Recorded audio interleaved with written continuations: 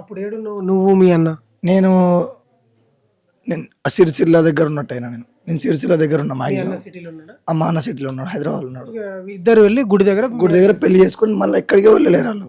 వచ్చిర్రు ఇంటికి, ఏడికి వచ్చిర్రు, ఏడికి పోలేరు.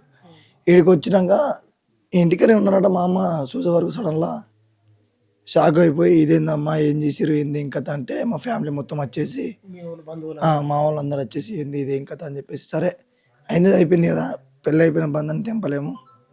సరే అయ్యా నువ్వేం బాధపడకు, నువ్వు పెళ్ళి చేసుకున్నావా, ఇప్పుడు మా మనిషివి నువ్వు, నా కొడుకు లెక్క, నీకు కట్నం మొత్తా బంగారం పెడతా, బండి పెడతా, నా బిడ్డకు బంగారం పెట్టుకుంటా, అన్నీ పెడతా, ఏ కష్టం రావద్దు, ఏ నష్టం రావద్దు, ఏ ఆపద జరగద్దు, ఏం జరగద్దు అని చెప్పేసి మా అమ్మ ముందు చెప్పింది. ఇంట్లోకి రాకముందే అన్నిటికి ఒప్పుకొని ఇంట్లోకి వచ్చేసాడు.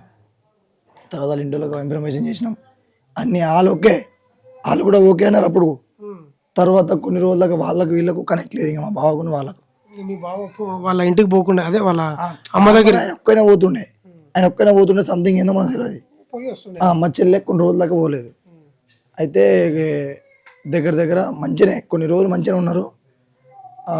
ఉండి కొన్ని రోజులకు ప్రెగ్నెన్సీ అయింది. 1.5 month సంథింగ్ 2 months పెళ్ళి అయినాక తీసేపిచ్చాడు.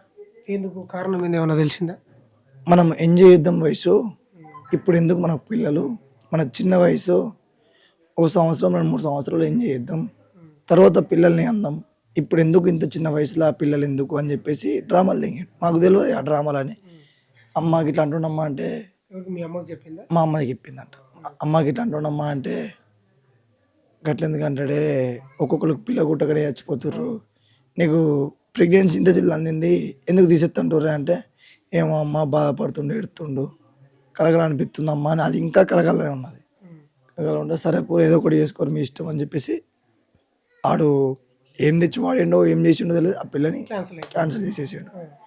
తర్వాత కొన్ని రోజుల దాకా ఇంకా టూరిస్ట్కు దానికి దీనికి పంపించిన, 50,000 ఇచ్చి 40,000 ఇచ్చి 30,000 ఇచ్చి హైదరాబాద్కు, మన యాదగిరి గుట్టకు సంథింగ్ అట్లా ఇంకోటి ఉంటుంది కదా హైదరాబాద్ అవతల హనీమూన్ లాగా సంథింగ్ పోయిరా రింగ్ అని చెప్పేసి 1,00,000 చిల్లర పెట్టి పంపించిన. నేను మా అమ్మ కలిసి చేతిలో పెట్టి వెళ్ళిపోరి మీ ఇష్టం ఏం చేసిరారని చెప్పేసాను. తర్వాత కొన్ని రోజులకు నా బండి మంచిలే అన్నాడు, ఆ బండి అమ్మేపించి కొత్త పల్సర్ పంపించిన. తర్వాత మెడ బోజు కోరుతుందంటే మా అమ్మ పత్తుల వెండి చైన్ చేయించింది నార్మల్గా. తర్వాత మా నాన్న చేతి బోడి ఉందని పోయి 5 తులాల చైన్ తీసుకొచ్చాడు, వేసాడు. తర్వాత ఇంకా మంచి కుర్తలు వేసి అన్నాడు, మా అయ్య 5,000 పెట్టి వాచ్ కొనుకొచ్చిండు. అట్లా అట్లా అట్లా అట్లా అట్లా అట్లా దగ్గర ఫుల్ ఖర్చు పెట్టిపించిండు అన్న. ఫుల్ నమ్మకస్తంగా ఉన్నాడు. కొన్ని రోజులకు మళ్ళా చెల్లె ప్రెగ్నెన్సీ అయింది. ప్రెగ్నెన్సీ అయినాక కొత్తలనే వాళ్ళ అన్నలు ఇద్దరు ఇంటికి వచ్చి, వాళ్ళ అన్నలు ఇద్దరు ఇంటికి వాళ్ళ అమ్మ కూడా వచ్చినట్టయింది కావచ్చు, నాకు చెప్పింది అయితే కొంచెం వరకు గుర్తుంది. రెండోసారి ప్రెగ్నెన్సీ అయినాక ఇంటికి వచ్చి, నా కొడుకు నా ఇంటికి పంపకుంటే ఖచ్చితంగా నీ బిడ్డని ఎప్పుడో ఒకసారి చంపేస్తాం మేము, లేదంటే ఇక నీ ఇష్టం అది, అంటే నీ కొడుకు నువ్వు తీసుకపో, నా బిడ్డని ఉంచుకుంటా, నాకు సంబంధం లేదు అని చెప్పేసి మా అమ్మ అన్నదంట. లేదు నా తమ్ముని నా కొడుకుని ఇప్పుడు పంపియ్యు అంటే, తీసుకపోర్రి నేను దొరకబట్టుకున్నానా, మీ ముంగట్నే ఉన్నాడు కదా తీసుకపోండి అంటే, నేను పోను అత్తమ్మ, నేను చచ్చిపోతా కానీ పోను అని ఫుల్ ఇంకా అది చేసిండు. సరే అని పెట్టరావు మేము చూస్తాం అనుకుంటా తలకే ఒప్పుకుంటా బాగా మాటలు బాగా ఇసిపెట్టి వెళ్ళిపోయారు. వాళ్ళ అన్నోళ్ళు ఇద్దరు, వాళ్ళమ్మ. నువ్వు ఏడున్నావు? నేను లేను, మ్యాక్సిమం ఇంటికాడ ఉండవు అన్న, ఇంటికాడ ఉండ, బయటనే ఎక్కువ ఉంటాను నేను. అవన్నీ జరిగినాక నేను వచ్చినాక నాకు చెప్తారు. అట్లా చెప్పినాక అరే ఇట్లా అన్నారా అంటే, గళ్ళతో ఏమవుతుంది అంటే, వాళ్ళ అన్న మాటలు ఏంటంటే, వాళ్ళ అన్న పెద్దనకో చిన్నకో MLA support, police support something ఏమేమో ప్రజాపాలనలో కొంచెం పవర్ ఉందంట. సో వాళ్ళ అన్న మాటలు ఏంటంటే, మిమ్మల్ని చంపి మేము జైలుకి పోయి 2 రోజుల్లో బయటకు వెళ్ళగలుగుతాం, ఇక్కడ ఇంటికానే 2 రోజులలో బయటకు వెళ్తాం మేము, మీతో మాకు అంత ఫరక్ పడది, మీరు ఏం చేసినా ఎట్లా చేసినా మాకు పెద్దోళ్ళు తెలుసు, సో మీతో మాకు ఏం కాదు, నా తమ్ముని నా ఇంటికి పంపు, లేదంటే మీకు పానాలు తీస్తామని అన్నారట.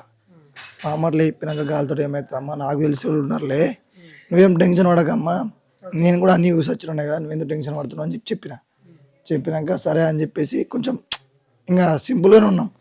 తర్వాత మెల్లమెల్ల కొన్ని రోజులకు వాళ్ళ అమ్మ కాల్స్ చేయడం మొదలుపెట్టి ఈ హరిబాబు. హరిబాబుకు అంతవరకు లేదు, కాల్స్ ఫోన్ సంథింగ్ ఏం లేదు.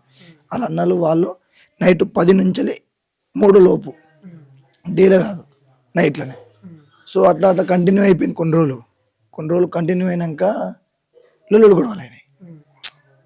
మా అమ్మ కట్నం అడుగుతుంది, కట్నం తీసుకొని మా ఇంటికి వచ్చేయమంటుంది, రైట్. తీసుకొని వెళ్ళిపోదాము మెల్ల స్టార్ట్ చేశాడు. స్టార్ట్ చేసిండు. అంటే ఇప్పటికిప్పుడు అడిగి వెళ్తారు, అసలు నాకు పిల్లలు ఓకే లేదు మా ఇంట్లో, ఓపిక పట్టు మా అమ్మ ఇస్తాను అంత ఫస్ట్ చెప్పింది కదా నీకు, ఎందుకు ఒప్పుకోవడలేవు అంటే సరే అన్నాడు. వారం మా అమ్మ పిచ్చలు చెప్పుకుంటుంది అంటే ఇంకా వేరే డేంజర్ మాటలు చెప్పేసి మా చెల్లెకి ఇంకా పిచ్చి చెప్తే మా అమ్మ మళ్ళీ మా చెల్లె మా అమ్మ దగ్గరికి వచ్చి మళ్ళీ చెప్పింది.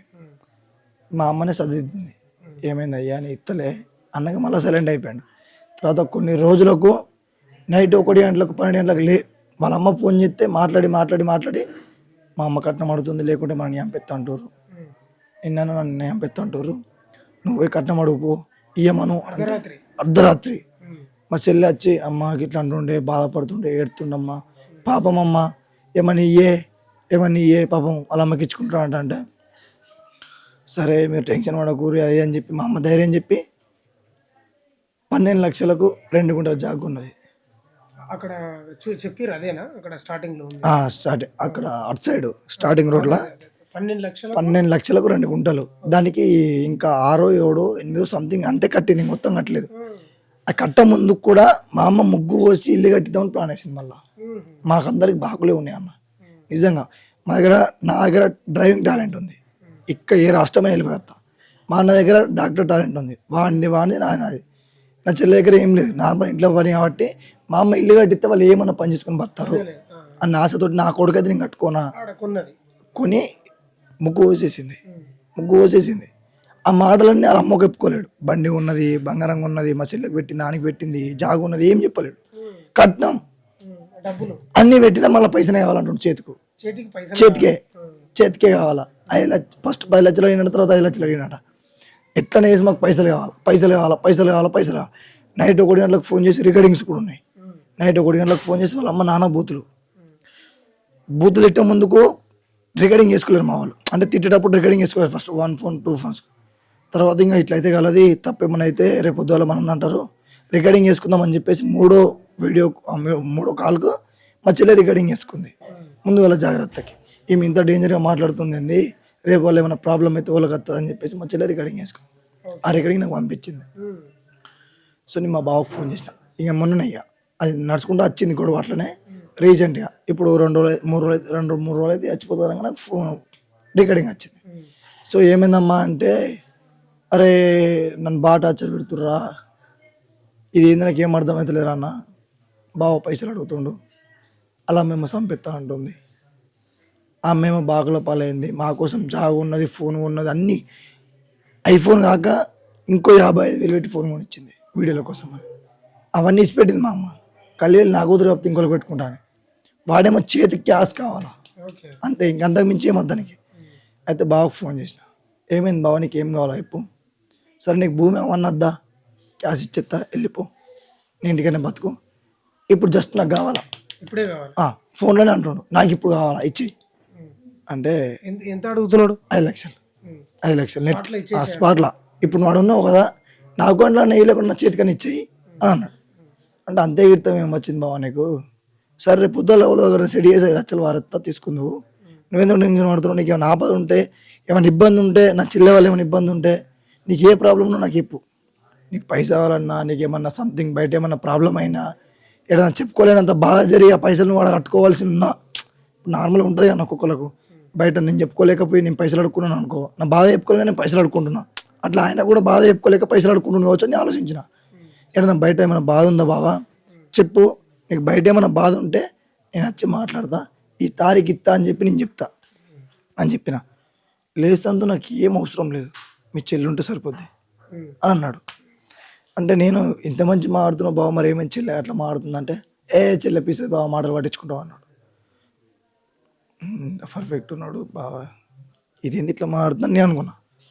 అంటే బావా నీకు ఏమైనా ప్రాబ్లం ఉందా అన్న, ఏ ప్రాబ్లం లేదన్నాడు. సరే మరి జాగ్రత్త బావ, ఏమైనా పైసలు వల్ల పంపాలా అన్న, ఏం అవసరం లేదన్నాడు. ఏమైనా తక్కువైందా బావా అన్న, ఏం తక్కువ లేదు అన్నాడు. ఓకేనా పర్ఫెక్ట్, ఇప్పుడు హ్యాపీ ఉన్నారా అన్న. మాకేం తక్కువ ఏంది సొంతం. 2-3 రోజుల క్రితం మాట్లాడినా. చెల్లి 2-3 రోజులు చచ్చిపోతాను 2-3 రోజుల కింద అంతే. అంటే టీకే అన్నాడు, అన్నీ టీకే అన్నాడు. తర్వాత ఏమైందేమో ఇంకా మిగతా రోజులు మాట్లాడలే. తర్వాత రేపు పొద్దున మా చెల్లె చచ్చిపోతుందనగా అంటే మంగళవారం. రేపు పొద్దున నా చెల్లె చచ్చిపోతుందనగా ఈరోజు డే నుంచి పడితే నైట్ దాకా నాతో వీడియో కాల్ మాట్లాడింది మీ చెల్లెలు. నా చెల్లె. నా ఫోన్కు లేదంటే మా వైఫ్ ఫోన్కి. అది ఏమైందో తెలియదు. నేను ఏమైనా చిట్టీలో గిన్నెసార్లు ఫోన్ చేస్తున్నావు, పిసలేసిందా నీకు ఏమన్నా ఉండే పిచ్చి అని నేను తిట్టినా.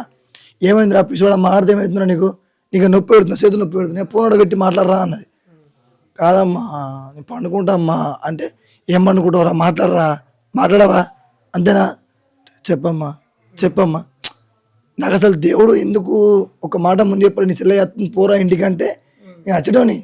అంటే ఈ వీడియో కాల్ సోమవారం మాట్లాడిందా మీ దగ్గర? ఈరోజు బుధవారం. ఈరోజు మార్నింగ్ వచ్చింది అనుకున్నా. నిన్న మార్నింగ్ నుంచి నాకు నిన్న నైట్ దాకా మాట్లాడింది. సోమవారం చేసింది. అది నాకు రోజు లేవు, సో అందుకే చెప్తున్నా. కంటిన్యూగా నాతో మాట్లాడింది. మాట్లాడినాక నైట్ ఒక స్టేటస్ పెట్టింది అన్న. పిల్లి ఉంటుంది మా ఇంట్లో, పిల్లి ఉంటుంది. ఇది ఇది పిల్లి స్టేటస్ పెట్టిందా? స్టేటస్ పెట్టింది నైట్.